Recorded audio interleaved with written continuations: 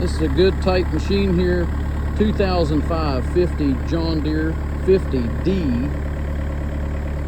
Owner stated he just put about $10,000 in the undercarriage. And it starts right up like it should. I moved it around here a little bit this morning. It has a 30-inch bucket on it and a hydraulic thumb. The John Deere quick disconnect bucket.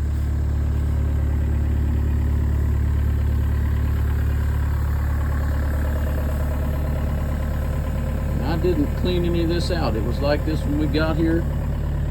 Second owner machine. 2,723 hours on it. As of now, it might go up before the end of the sales. We move some stuff around here, but if you're looking for an excavator, this might be the one.